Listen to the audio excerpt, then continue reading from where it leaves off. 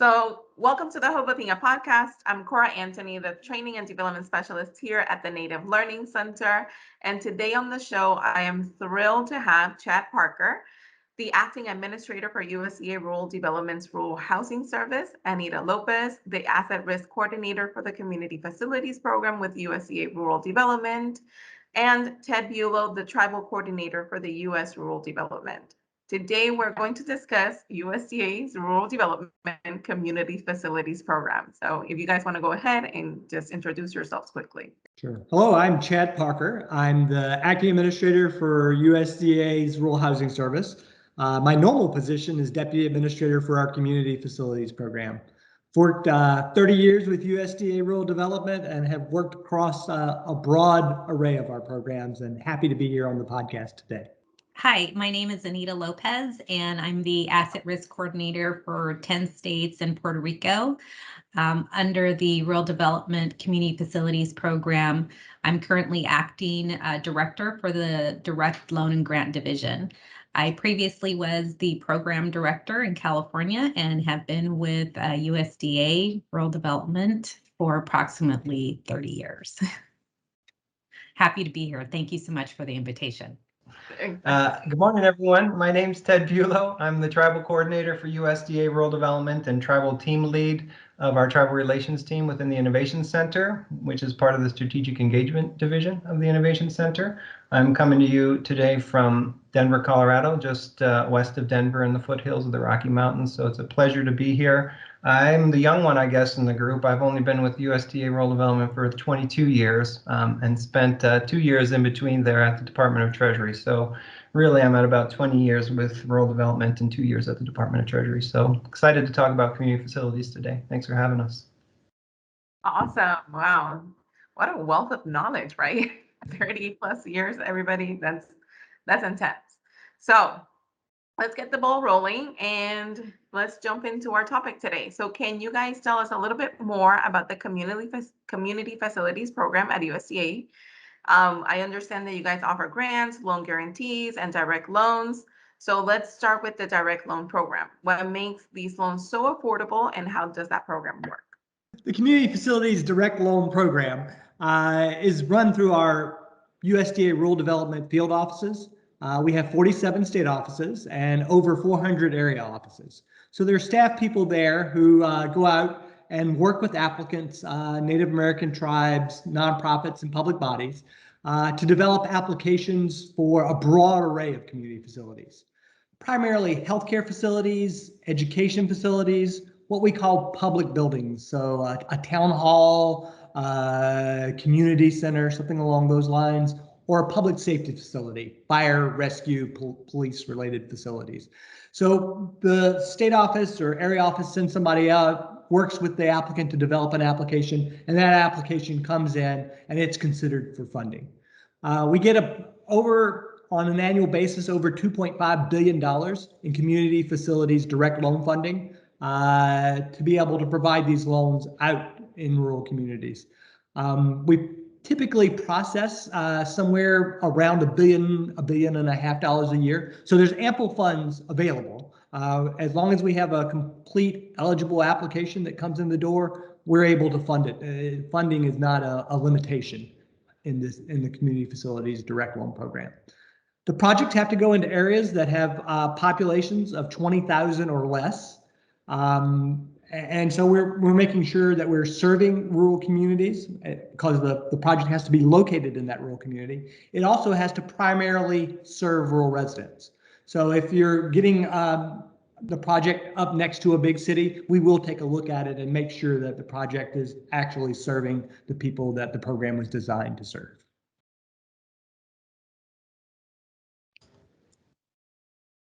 Additional benefits, our terms are very favorable. We can go out to 40 years with a fixed interest rate. Currently, our interest rate is 2 1/8. We also don't have any type of prepayment penalties or application fees, etc. We develop a relationship with our applicants, and we work hand in hand with them to develop the application, to assist them with all types of facets of the application.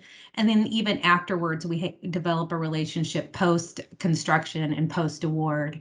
And it really is, a passion for our rural communities to develop these projects so they're serving essential community facilities and serving our rural residents. I guess I'll add a couple things. One thing that might seem tricky is that there's a need for credit in our direct loan program, which isn't always intuitive for tribes or other borrowers, but basically that's there so that we're not competing with commercial loans. We're not there to displace commercial credit or private credit coming in from banks and other financial institutions. Our programs are there to meet the need for those projects that those financial institutions aren't able to reach. And so our staff, the staff that Chad mentioned that's out there in the field, one of the first things they're going to do is document that there's a need for this credit.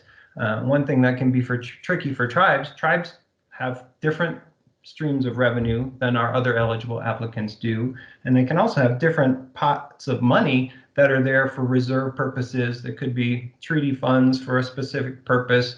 They could be general funds that help support their ongoing services that they provide to their tribe and their tribal members.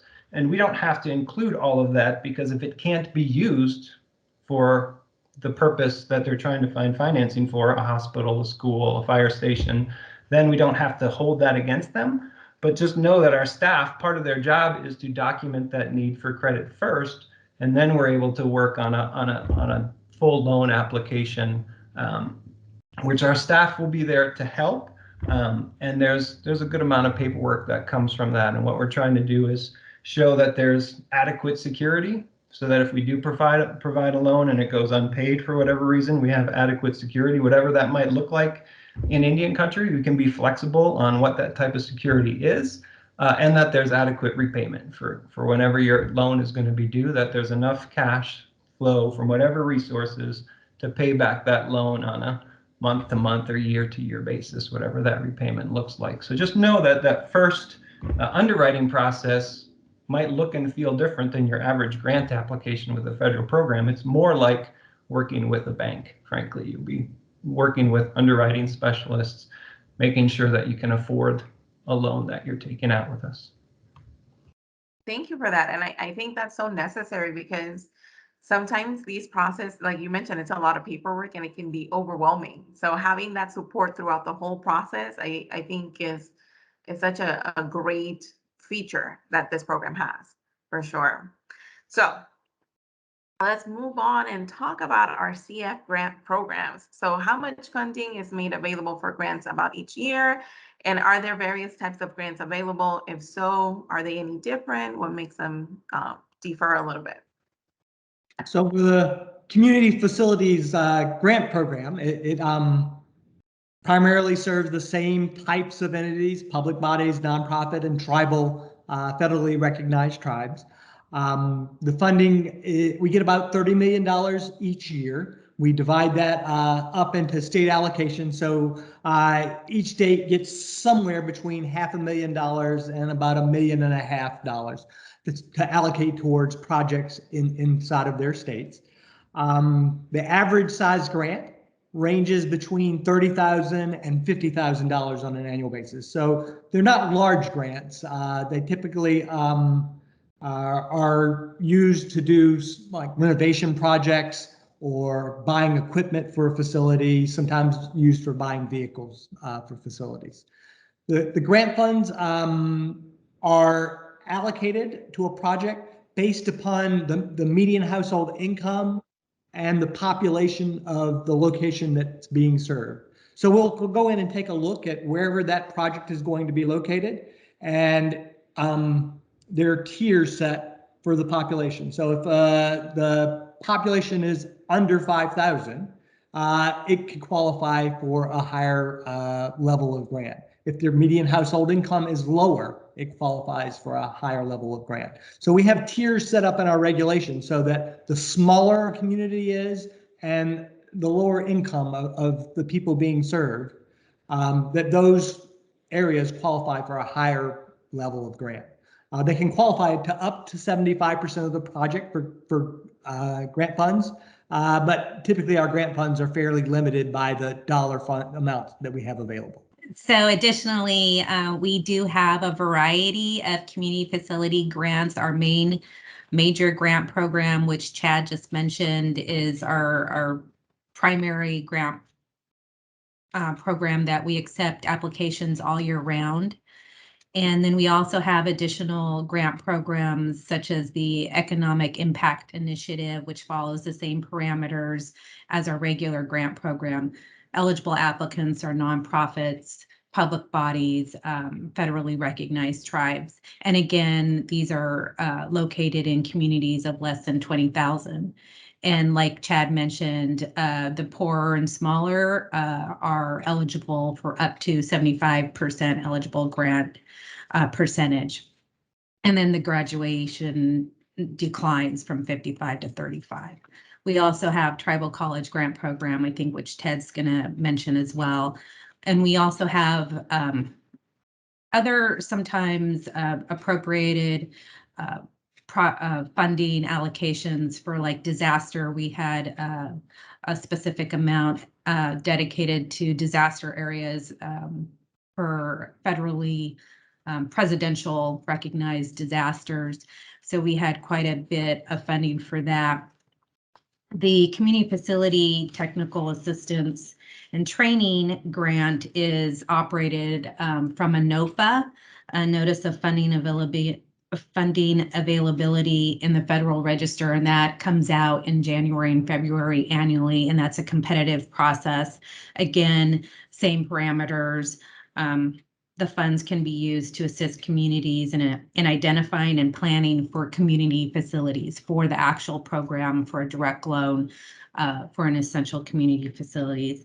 And so that typically has a maximum grant award. That's a very competitive, nationally competitive program. So I think this past year we did 14 grants for a total of $1.5 million. So you can see that it's pretty small, but there is that grant program, as well as our Rural Development Initiative grant, same type of NOFA process as well. That usually comes out during the same period. And that's a little bit different. But so it's always good to be checking our website to see when the NOFAs are coming out, maximum awards and other parameters. I'm going to talk about the Tribal Colleges program, but I wanted to add, I guess, a couple thoughts to what Chad and Anita mentioned. First, Chad mentioned how the program dollars and the grant funding are spread out through the state offices. Just to be clear, sometimes tribes say, well, I don't want to work with the state. Well, I'm a federally recognized tribe. I've got a nation-to-nation relationship with the federal government. When we say state office, it's not the state government. It's federal USDA offices, and it's how we deliver our funds and how we're organized. We don't have regions. We have state offices that are run by a presidentially appointed state director. So you just know you're working with the feds still. You don't have to work with the state of X or the state of Y. It's just our state office. The other thing I wanted to mention, which I don't think we got to in the direct loan question, but it's the same for grants, is that our funding cannot be used for operating costs. It's strictly what I call bricks and mortar, and what a lot of our staff call bricks and mortar. So the picture behind Anita, we can pay for the fire station, those exact bricks. I'm guessing we helped finance that one, which is probably why it's her backdrop. But when it comes to the operating and the programmatic costs, those need to be funded through revenue that is generated or other types of subsidy or grants that an organization would have to provide the programming, whether it's a library, a school, or a fire station, or a hospital, whatever the case may be. The program I wanted to mention, which Anita mentioned, is one of my favorites, and everyone loves our grant programs, and I love them too. Unfortunately, they're usually the minority of our funds are delivered through grants. So just to repeat what Chad said, I think he said annually we have over $3 billion with a B available in direct loans and 30 million with an M in grants. So just because they're popular doesn't mean we always get more grant funding. It's the opposite. We actually get much less in grant funding than we do in direct loans. But one of the grant funds that's been relatively stable and allows us to provide a little bit larger grants is a special pot of money for tribal colleges and universities. It's specifically for the 1994 land grant institutions that are tribal colleges and universities, of which there's 30 or so. And each year, since I've been here, we've gotten in between $3 and $5 million in that program. Usually it's about 4 million. I think last year, wasn't it 5, Chad, or a year before that? Where it was a little bit higher appropriations. So it's funded through annual appropriations. And it allows tribal colleges to get a larger chunk of money. So on average, like Chad said, our regular CF grant program, we're looking at grants between $30,000 and $50,000. I would say on average, the average tribal college grant is between $150,000 and $250,000. And since that's been in place for 20 years, those tribal colleges have built that, albeit small, grant program into their capital development plans. And we've been a steady partner to those tribal colleges to help them with not only buildings, but as Chad mentioned, the equipment within those buildings. So we love working with tribal colleges. Little known fact, maybe I can get Chad talking about this, but when Chad was training to become a senior executive service person, he part of his rotation was with the American Indian Higher Education Consortium. So he built relationships there as part of his staff development back in the old days. So Chad, I don't know if you want to talk about that at all and that experience, but we do really love working with AHEC specifically and the tribal colleges in general. Oh yeah, it was a great experience, helping me kind of prepare myself, understanding kind of who our customers are, getting a better understanding of their needs.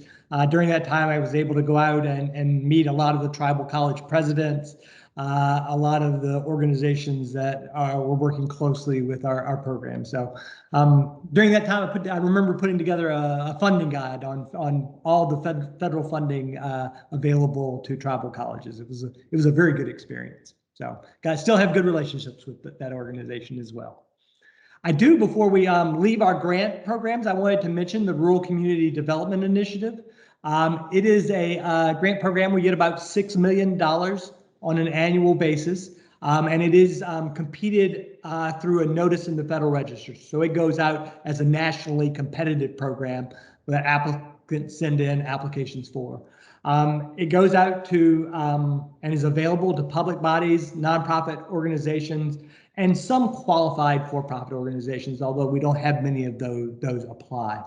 And it's around housing and community development and economic development, and it's a train-the-trainer process. So we provide grant funds to an intermediary, and it's usually a large nonprofit organization or typically a university in a lot of cases.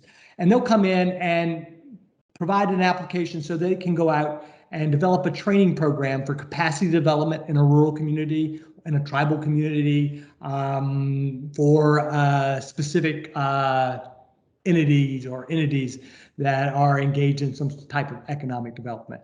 A lot of housing entities will come in and put training together for first-time homeowners so that they understand and build the capacity in an area on how to be a first-time homeowner and how to prepare yourself to walk into those shoes and into your house for the first time.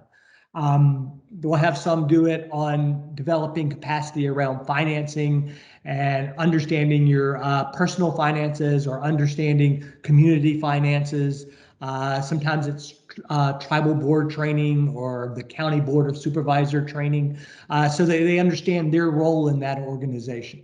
So there's a broad array of uses. The funding is fairly competitive, and it does have a dollar-for-dollar match. So when we provide a grant to it, and typically that grant can go up to $500,000, the applicant will also have to find other sources to match with us for dollar for dollar. So if we provide a $500,000 grant, there'll be a $500,000 match requirement. But then they take that money and put together a training program to build capacity in a rural community. And it's pretty unusual funding. And I've seen it be very valuable, both in tribal communities and in other rural communities. Thank you so much for sharing that. Oh, I'm so sorry, Ted.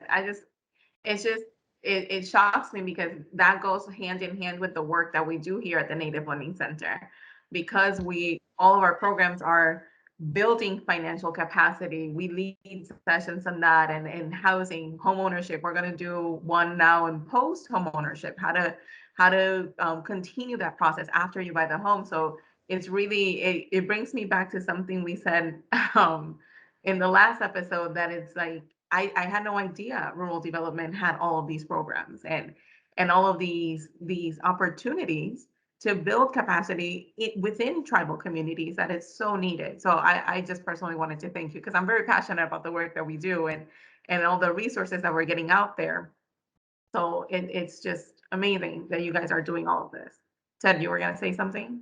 Yeah, and this might help you because Chad said it, but I want to underscore. So it's an intermediary program. So this isn't a grant where, let's say, a tribe gets a grant and then they train individuals on the home ownership possibilities. They don't, entity doesn't provide direct training to what we call ultimate recipients in the program. It's an entity basically training or providing technical assistance to other entities, which is, it's not that tricky when you think about it. But some examples from Indian country that I can remember offhand: National American Indian Housing Council. They've gotten a Rural Community Development Initiative grant to provide training to tribally designated housing entities. The South Dakota Native Homeownership Coalition got a RCDI to provide training to the housing authorities and tribes throughout South Dakota. One that's a little longer back, but I can remember, and it gets to Chad's point about institutions of higher education. The University of Madison in Wisconsin, their Board of Regents got an RCDI grant probably like 10 years ago. I can't remember exactly, but to provide renewable energy assistance to different tribes and how they could integrate renewable energy projects into their housing. So once again, we weren't out there doing or supporting training for those folks who are building their houses. They were training those entities to integrate renewable energy into their housing plans. So it is a super program.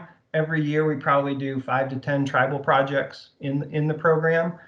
It unfortunately is highly competitive. That's the other sort of got you. It's a pretty small grant program in general, and because of that, we're oversubscribed every year. But I would encourage every tribe to think about it, or every nonprofit that's out there working in Indian country to think about how they can leverage that funding.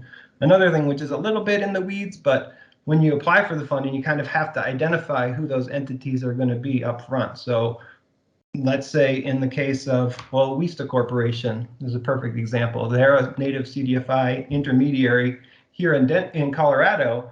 They got an RCDI grant and they identified beforehand the CDFIs that they were going to train. It doesn't have to be all native CDFIs. They said, we're going to help these 3, and I can't even remember, but I think the number was 3. We're going to help these 3 CDFIs get to a bigger scale. And that was that their whole application was wrapped around, and that's what their project looked like then, providing the assistance to those 3 entities. Awesome.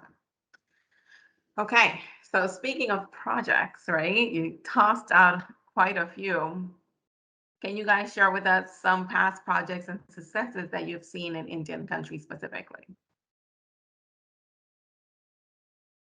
So I guess I'll start it off. One of my favorites is the Mississippi Band of Choctaw Indian project that we did. We did a very sizable direct loan, $40 million from our community facilities direct loan program. We did a $10 million community facilities guaranteed loan working with the Trustmark National Bank. The Mississippi Band of the Choctaw Indians came up with an applicant contribution of $500,000. So the total project size was $55 million, and it was to develop a new Indian health center for the Mississippi Band of Choctaw. We did that project, I think it was back in 2015, and used the funding to construct a 3-story, 160,000 square foot medical office building and site improvements. Just a really modern facility. It had a helicopter pad, all kinds of upgrades to the exterior of the facility, things like sidewalks and retention ponds, storm drainage, concrete curbing, all the great stuff that goes along with the facility, and provided great services, pharmacy, a physical rehabilitation center, a fitness center, a primary care clinic. They had emergency health services and dental health services being provided by the facility. Just a sea of change for healthcare in that for those tribal members. Great project, and was badly needed for the healthcare for the residents of that nation. I'll jump in, and then Anita, you can go. There was something that Chad mentioned. So folks might be thinking, wow, that's a pretty big loan. And what's the loan limit? That's something we didn't mention. There is no loan limit in the community facilities program. One of the largest loans we ever did was for a health clinic up in Bethel, Alaska. But as long as there's adequate security, and as long as there's repayment ability, and as long as there's money available, we can finance very large projects. And Chad said, most often we get about $3 billion in funding and $1.5 billion in projects funded. So the ability for us to finance projects is really with the tribes or the eligible applicants' comfort and their ability to take on that debt, which gets back to that underwriting question. But just know that there's no upper limit to the program. It's all based on what an entity can afford. Sorry, Chad. No, I'm sorry. And you're correct, Ted. I just want to make sure, that everyone's aware that there is kind of a level of effort that's required when we cross the $100 million mark. It's no longer, the underwriting is no longer completely done within USDA. At the point that a project passes $100 million mark for the Community Facilities Direct Loan Program, we work in coordination with the Office of Management and Budget to derive a subsidy rate to look at the risk of those projects. So just people should be aware that up to $100 million, you're going through the normal process with the Community Facilities Program. It's very atypical that we go above 100 million, and when we do, there's certainly an increased level of effort that's required. Yeah, and good point. I'm only aware of that one project in Alaska that crossed that 100 million threshold. So part of our underwriting process, we don't want any of our borrowers to get in over our heads. So if we don't think you can afford it, you don't have to worry about it. We're going to make it very difficult for you to get more than you can pay back, which is going to make sure that that entity, that building is solvent for the life of our loan. Which kind of is a pain in the butt, but it's kind of some security that we don't want. We're not in the business of over leveraging anybody, and we're very careful about that with tribes and other borrowers. But I did want to make that point. Another thing that people might think, well, I talked about the need for credit before. People might know Mississippi Revenue or Mississippi Choctaw. They have some revenue. They're relatively successful. I don't know exactly how to couch it in their terms, but they have a relatively large gaming enterprise and resort and casino. So they do have revenue, and people might think, well, why did they have need for credit? Well, commercial lenders weren't interested in financing their hospital. They couldn't get financing for their hospital. They probably could for their tourism related industry, but not for those essential community facilities. So just because you might be a high revenue tribe, you might still be eligible for our programs. Some of the tribes in California might be a good example of that, where they able to finance their casino and their hotel, but they can't find funding for a school. That can be the need for credit. And it could be combined with a guaranteed loan and a direct loan if there is a commercial bank that's interested, just like the Mississippi Choctaw example. So I'll take a breath. Anita, maybe you can talk about an example, and then I'll add one as well. Sure. Definitely. So just interesting point, the Alaska Bethel project, I can't remember how to pronounce it, but that loan was approximately 175 million, biggest loan we ever made. So it's about 5 years ago. And the reason why I assisted was it was very complex, and we just closed that loan, not this past September, but the September before. And most of our projects, most of our loans are required to obtain interim financing. And so that project was interim financed with a couple of different partners. And so the closing was complex, and we assisted the tribe with closing that and getting that all processed. So I'm familiar with that project. Turned out really, really well. So excited about it. I mean, it's just, there are communities where it's almost impossible, right, to get your project completed. But then, there's, rural development, community facilities, and other programs, not just within USDA, but there's others that want to help and assist with making that project come to fruition. So a couple of different projects that I worked on in California. We have a pretty big tribal health clinic program, Toyabe Indian Health, successful project that was about 14 million right up the road in from Sacramento. And specifically, Ted, just, what you mentioned is a good point about there may be some type of casino component that the tribe has an enterprise of, but at the time we made this loan, that was almost sinking them into bankruptcy. And so we did a tribal health clinic, and their casino was deep in debt, and it was a difficult situation for them. And we provided the funds for their health clinic, and about, I would say 3 years ago, they actually paid us off. So, there's opportunities there as well. And the other credit is a significant component of our criteria, but also it's not a deal breaker.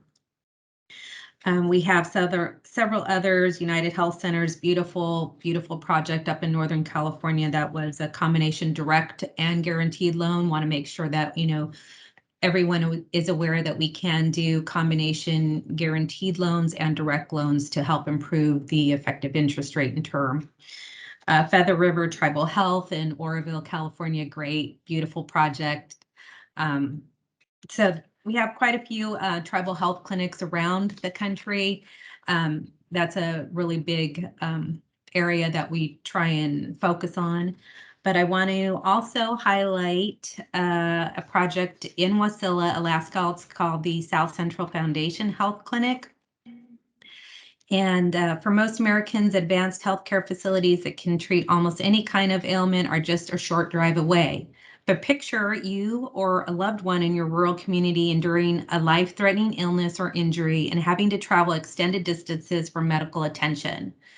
Compounding the issue, treacherous travel conditions during the winter months when remote roads are hazardous and sometimes closed due to weather make the trip to a hospital nearly impossible. This is the real struggle for Alaska Natives living along the Parks and Glen highways. But now they will no longer have to make long drives to Anchorage to receive routine medical care. Rural Development provided $40 million in direct funding and $10 million in a guaranteed loan to build a new medical facility for the Alaska Native-run South Central Foundation. In addition to providing construction jobs, the facility employs some 200 people ranging from entry-level support staff to healthcare professionals. Available services provided include primary medical care, dental, behavioral health, optometry, health education, wellness, and traditional medicine. So that's a wonderful project to highlight. And also just to mention that I just recently found out that there are communities in Alaska that may be eligible for grants because of they're considered off-road. So there's no road. So we're experiencing lots of different types of applicants and some of the specialized needs and challenges they have. So this is just one that kind of really is positive light. Thank you.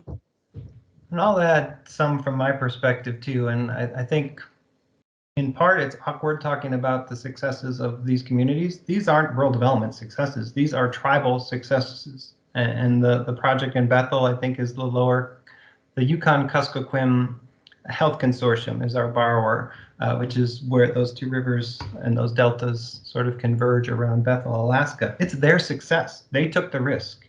They made this project happen. We like to share in that success because we financed their ability to do that. But we do that humbly and recognize that these are tribal and rural community successes that we're able to facilitate. In that regard, there's a few that are running through my mind as far as sort of really successful projects. I think of the Warm Springs, the Confederated Tribes of Warm Springs Tribal School, where we helped them finance a brand new facility in a joint project with the local school district for a brand new facility for their tribal members. The tribe made that one of their #1 priorities, and they didn't have a lot of revenue. And so it spread them pretty thin, but investing in their children's futures was their priority. And we were happy to be a part of that.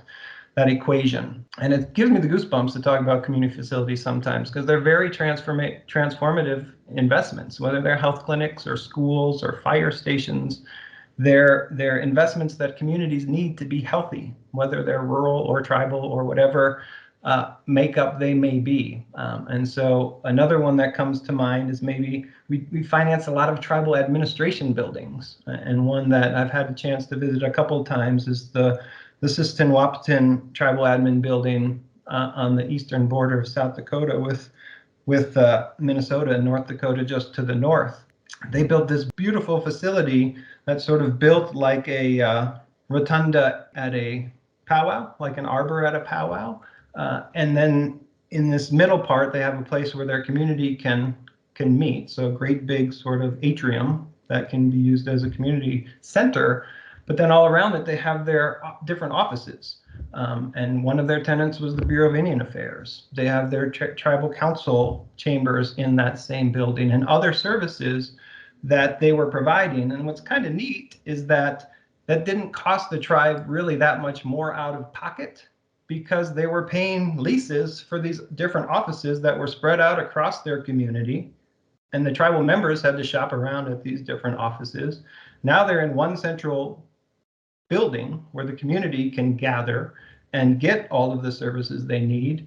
And the tribe owns and operates their facility. And rather than paying someone for the space, they're basically investing in themselves. So that's a really neat example. Then I'd be remiss if I didn't mention the Red Lake Band or the Red Lake Nation in Minnesota. They've been really active in our program, the Community Facilities Direct Loan Program, specifically over the last 5 to 10 years.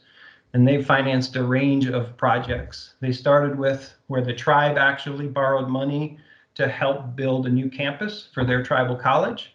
That's one of the first direct loans that I was made aware of in that community.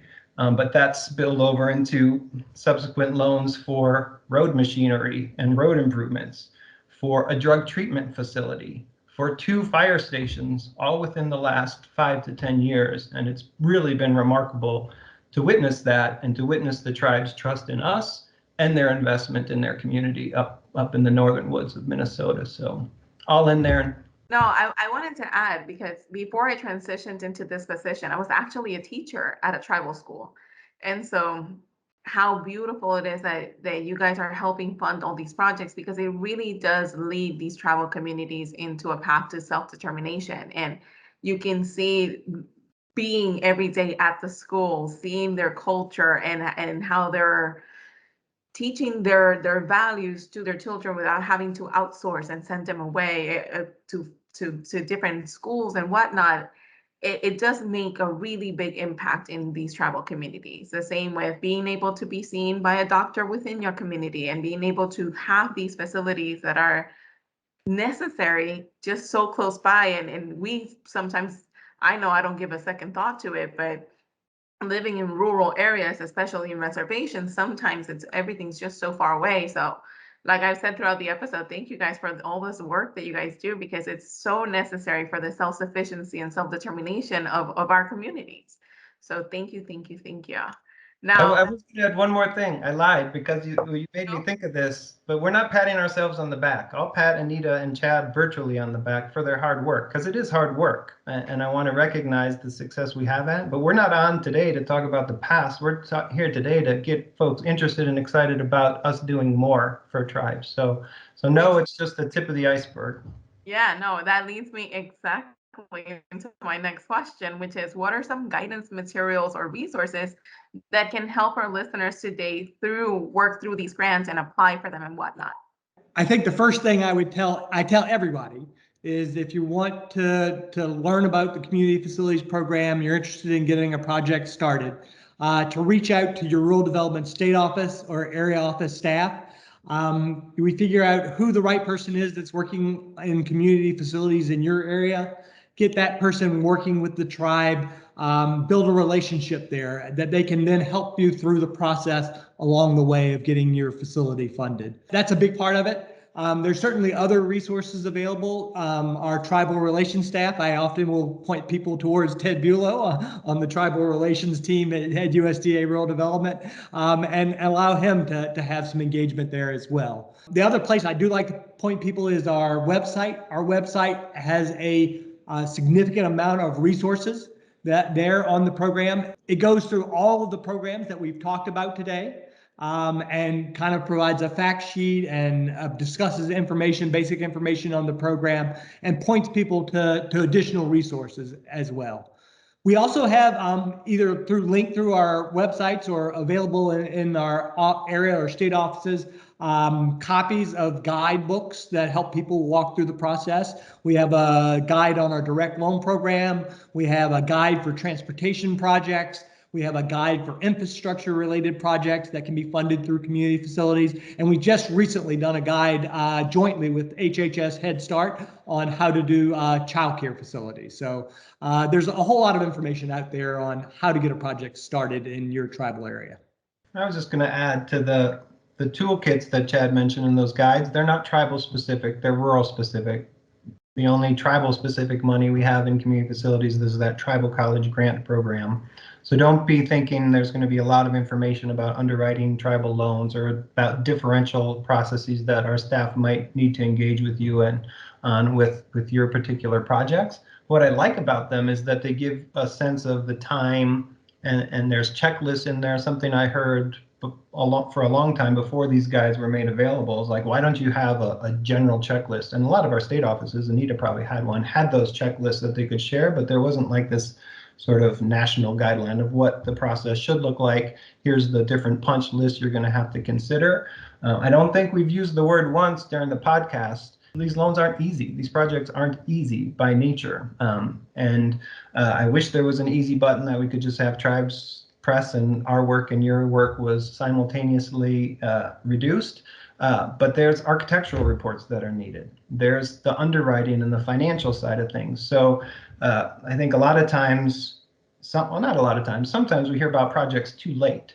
So I guess I'll leave folks with it's never too soon to contact us about a project idea, because the sooner we're involved, we can give you the facts about what we can and can't do.